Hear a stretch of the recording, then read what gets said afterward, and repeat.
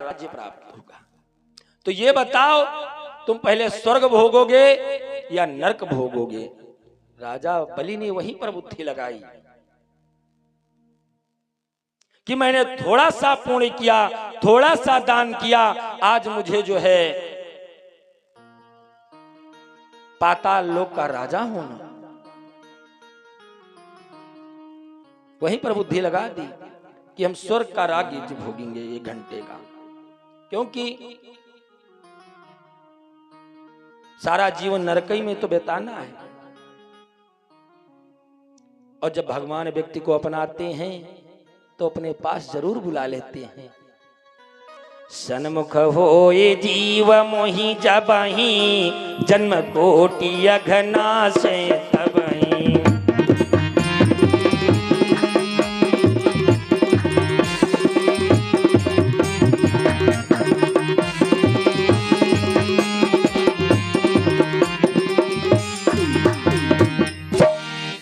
सन्मुख जीव होए मोहि जबहि, और जन्म कोटि अघनाशे तबहि।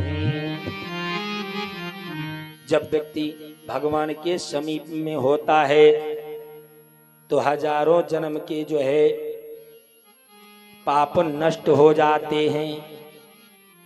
आज जिसमें यमराज ने पूछा, ए राजा बलि तुम स्वर्ग का राज्य भोगोगे या नरक? तो उसने वहीं पर बुद्धि लगाई, सोचा पहले स्वर्ग भोग ले, उसके बाद में बिताना तो सारा नरक ही में है जीवन। कहा प्रभु ऐसा है, हम पहले स्वर्ग का राज्य भोगेंगे। अब स्वर्ग का राजा 1 घंटे के लिए बना दिया गया। जिस समय आज स्वर्ग का राजा बनता है तो जितने स्वर्ग में पड़े हुए थे सबको नरक में ट्रांसफर कर दिया, और जितने नरक में थे सबको स्वर्ग में ट्रांसफर कर दिया। अब स्वर्ग वाले त्राहिमाम करने लगे, क्योंकि पूर्णात्मा कम ही लोग थे और नरकी ज्यादा लोग रहे। जैसे अब कुछ कह नहीं सके क्योंकि गांव ज्यादा है, थोड़े खंभा वाले। आज जिसमें नरक वाले लोग स्वर्ग में पहुंचे जय जयकार करने लगे, और स्वर्ग वाले जब नरक में पहुंचे त्राहिमाम करने लगे, सब उल्टा करने लगा। जब समय केवल 3 मिनट का बचा तो भगवान के श्री चरणों में अर्पित कर देता है। आज वही जो है 3 लोकों का राजा होकर के आता है। आज जो है राजा बलि जो है 100 यज्ञ करने का अनुष्ठान कर लेता है। वैदिक विधान के द्वारा राजा बलि ने जो है 99 यज्ञ पूर्ण कर लिए। 100वें यज्ञ की तैयारी चल रही है। अब जो है राजा इंद्र को बर्दाश्त नहीं हुआ कि अगर इसने 100वां यज्ञ पूर्ण कर लिया तो इंद्रासन चला जाएगा, और इंद्रासन चला गया और ये तो दैत्यों का राजा है, तो देवतन की डंडा से अच्छी पिटाई होगी। हुआ यहाँ बलराज के उसका साज तमाम, वहां हुआ सुरराज को भोजन पान हराम।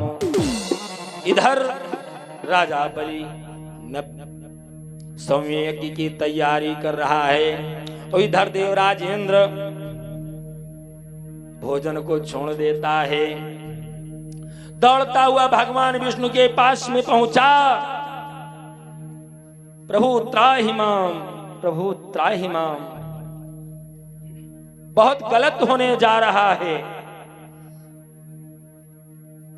देवताओं के लिए। भगवान विष्णु कहने लगे क्या गलत होने जा रहा है? कहा प्रभु स्वर्ग लोक जो है जाने वाला है। कहा कहां जाने वाला है? कहा दैत्यों के पास में। कहा कैसे? कहा राजा बलि 99 यज्ञ कर चुका है और 100वें यज्ञ की तैयारी चल रही है। अगर 100वां यज्ञ पूर्ण कर लेगा तो इंद्रासन उसे प्राप्त हो जाएगा। भगवान विष्णु कहने लगे, ए देवराज इंद्र, तुम जल क्यों रहे हो?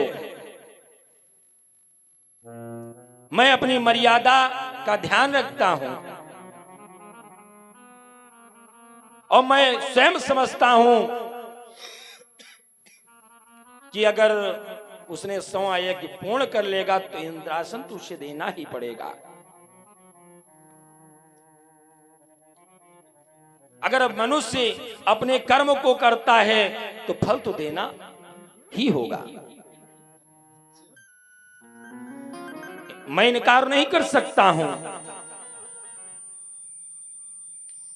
गंगा जी में अच्छा व्यक्ति जाए, उसका मां भी गंगा उद्धार करती है, और कुकर्मी जाए, उसका भी मां गंगा उद्धार करती है। आज प्रेमी सज्जनों, भगवान विष्णु कहने लगे, देवराज इंद्र, जितना हो सकेगा मैं उतना करूंगा। आज जो है प्रेमी सज्जनों,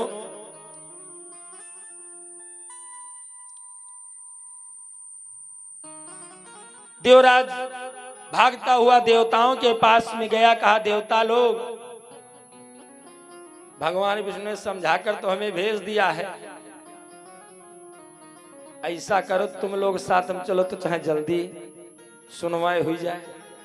अकेले सुनवाई नहीं हुई रही जाता। सारे देवता गण किसके पास में गए? मैया अदिति के पास में।